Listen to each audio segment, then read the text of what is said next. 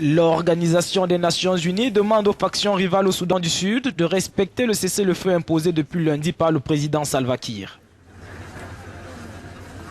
Alors que des escarmouches ont été signalées dans des localités du sud du pays, la porte-parole de la mission des Nations Unies sur place a indiqué qu'il est de la responsabilité des leaders politiques et militaires sud-soudanais de s'assurer que l'ordre de mettre un terme aux hostilités est transmis à travers toute la chaîne de commandement afin que les soldats retournent effectivement dans leurs casernes.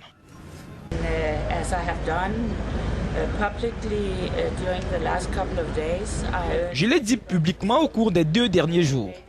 J'appelle tout le monde à déposer les armes et à respecter le cessez-le-feu que son Excellence le Président a ordonné et que le premier vice-président a lui aussi approuvé.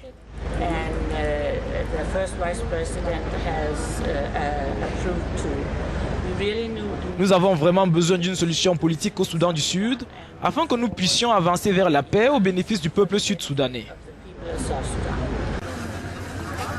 À l'exemple des Allemands, la plupart du personnel expatrié non essentiel a été évacué dans la journée de mercredi vers l'Ouganda. Des pays tels que l'Inde et le Japon ont également demandé à leurs ressortissants de quitter le Soudan du Sud.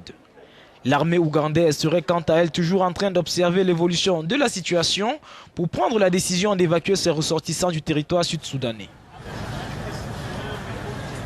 Les derniers combats dans la capitale Juba ont fait entre 272 et 300 morts selon les sources. Des estimations préliminaires font état de 36 000 personnes déplacées qui ont trouvé refuge dans les locaux des Nations Unies ou dans d'autres institutions telles que des églises.